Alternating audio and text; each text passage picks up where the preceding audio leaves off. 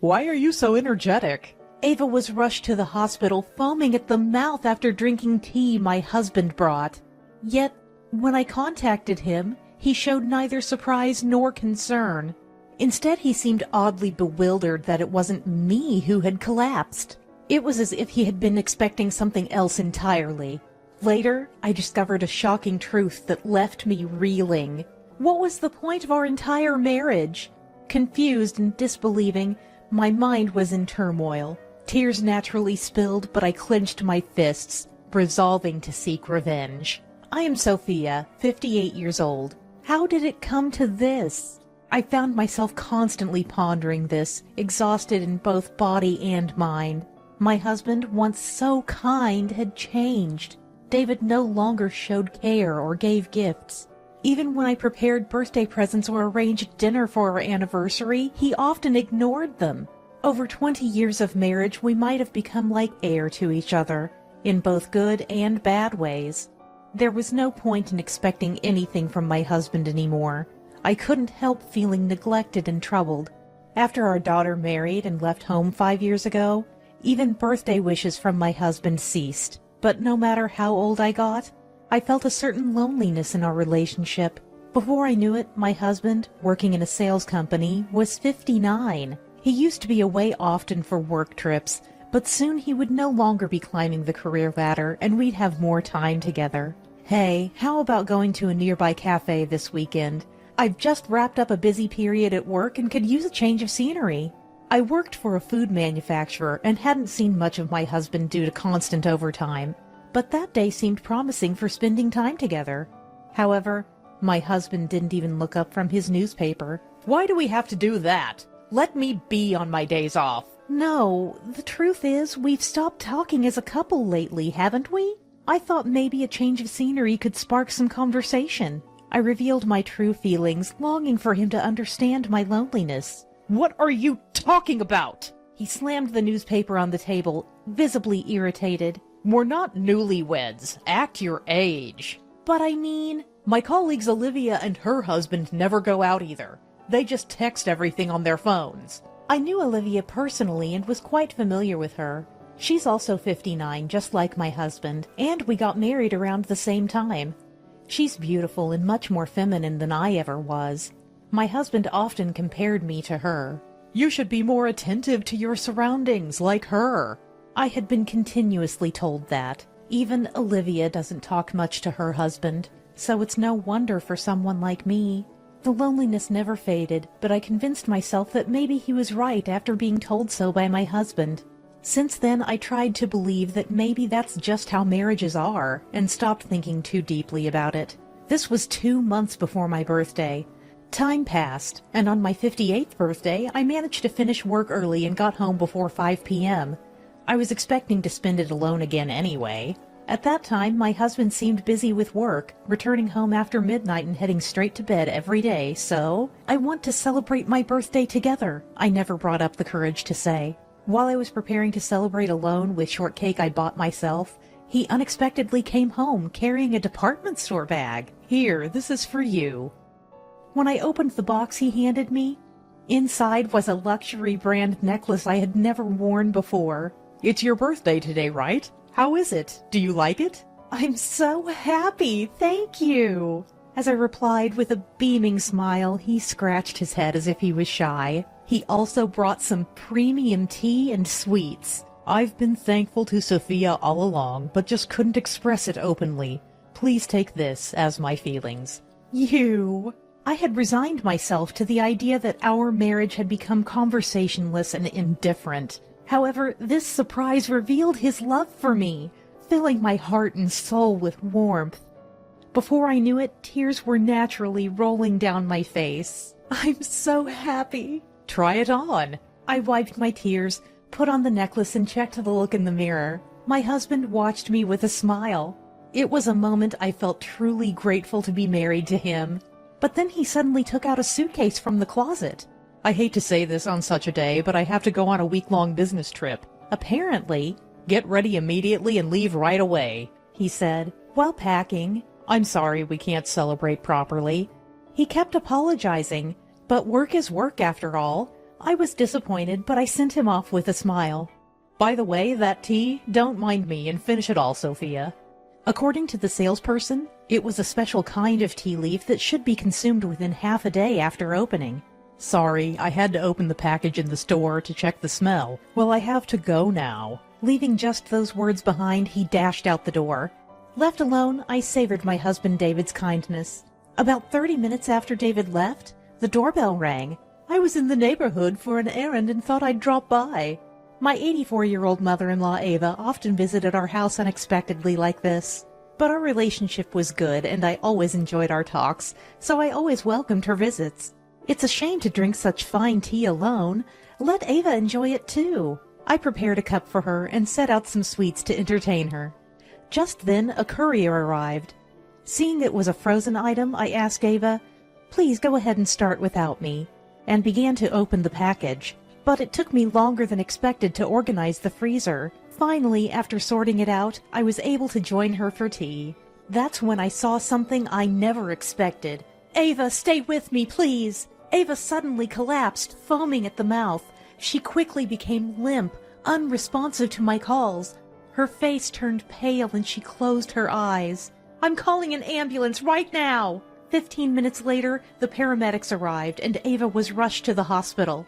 Unable to reach my husband, I didn't know what to do and just prayed. Thanks to the doctors' and nurses' efforts, Ava survived.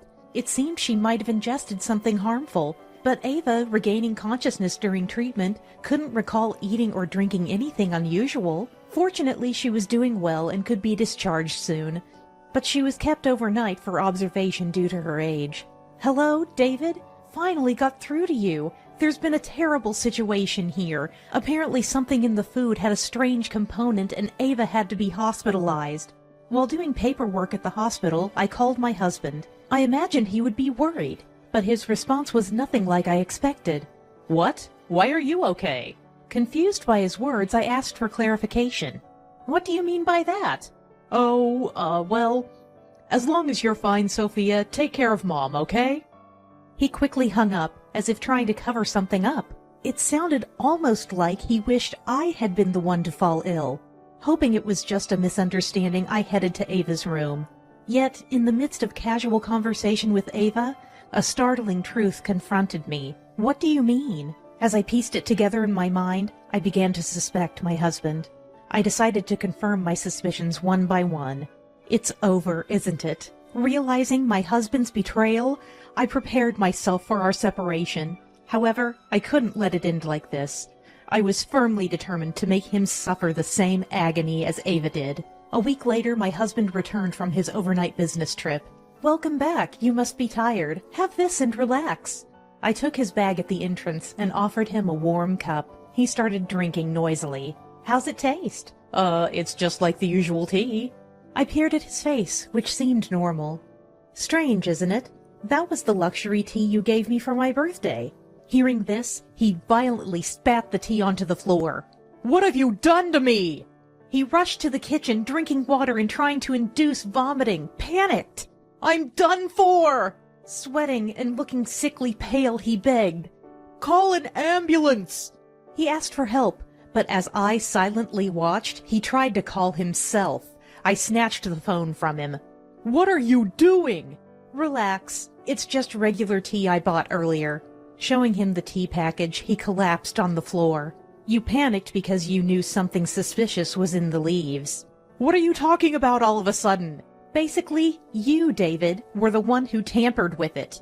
As I leaned in, his eyes shifted away, clearly agitated. "I don't know anything about that." "Don't pretend you don't know. Because of that, Ava collapsed, foaming at the mouth." As I raised my voice, the door of the next room opened. "David, what are you doing?" Ava, who had been waiting in the back room, appeared unexpectedly. Her appearance made my husband even more suspicious. "Mom, it's a misunderstanding. Anyway, how can you be so sure it was the tea? Maybe something else she ate that day caused it." "I hadn't eaten or drunk anything that day." Ava had been fasting that day for a health checkup. She hadn't eaten anything and barely drank any of the tea, which the doctor said was why her symptoms were mild. "This proves you tampered with the tea." But there's no proof I did it. Ava sighed heavily, frustrated by her son's desperate excuses. On my way to Sophia's house, I saw you coming out of the flower shop, carrying a big bag with a brand logo. This is what I heard in her hospital room. But apparently Ava tried to talk to my husband then, but he just got into a taxi and left. He seemed strange that day, and Ava planned to tell me about it, but then she lost consciousness after drinking the tea. Ava's words made my husband even paler and more restless. I glared at him. I checked with your company. They said there was no business trip. You were on leave. At this point, realizing my husband was hiding something, I thoroughly searched his belongings.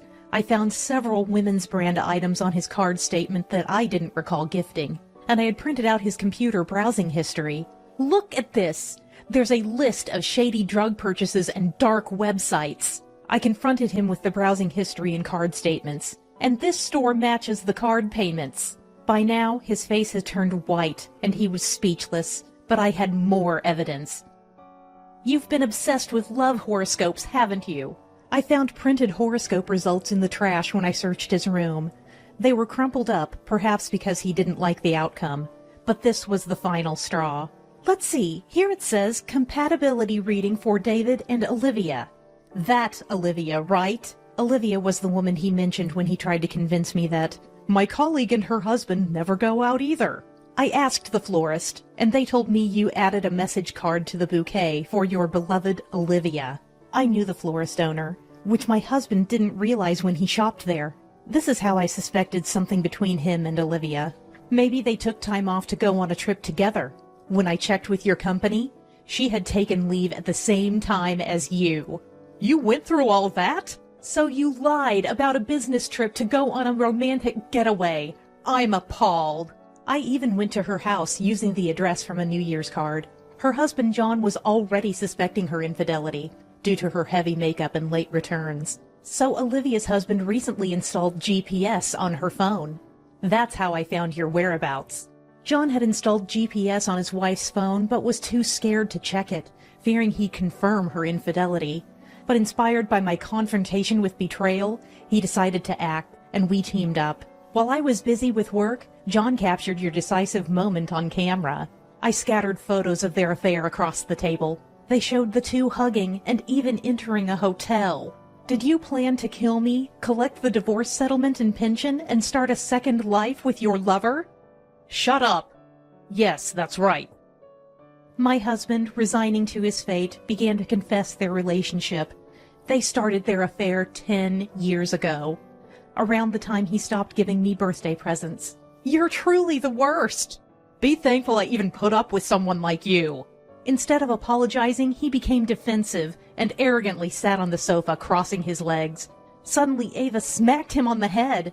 I'm ashamed to have a son like you. I'm disowning you. Come on, I'm your only son. Please reconsider. I don't even want to see your face. I'm leaving everything to Sophia. Are you serious? Abandoned by his mother, he started to tear up. Sophia, look, I'm sorry. Can we start over? No way! You've been betraying me for 10 years! I firmly rejected any sympathy for David. We're getting a divorce, and I'll be claiming a hefty settlement. I apologized. Isn't that enough? As if it's that easy. Plus, her husband said he's going to storm into your office. What? My husband turned silent, breaking into a sweat. Hey, if you do that, I'll have trouble at work and won't get my full pension. Call him off, please. I shook my head silently. He looked utterly defeated. I decided to push him further. You know, I had an online tarot reading for David, and it said, life's biggest crisis. It's quite accurate. Maybe I should try it too. I'm sorry. Please forgive me. Finally, he deeply apologized, repeatedly bowing his head. I almost got killed by you. I'm apologizing for that. I'll consult a lawyer for this matter, including filing a police report. Be prepared. This can't be happening. Realizing his pleas were futile, he broke down crying, a mess of tears and snot. Ava and I looked down on him coldly. Later, my divorce from David was finalized. I dropped the police report out of consideration for Ava. I received $30,000 in divorce settlement from my ex-husband and $10,000 from Olivia. John, as he promised, confronted their workplace, leading to the spread of the affair. Unable to bear it, David and Olivia resigned. They haven't found new jobs yet and are facing a divorce settlement from John. Their relationship deteriorated, leading to a breakup, and they're now living lonely lives. Meanwhile, I was offered an employment extension, securing my future employment. The birth of my grandchild and their visits on the weekends are now my greatest joy.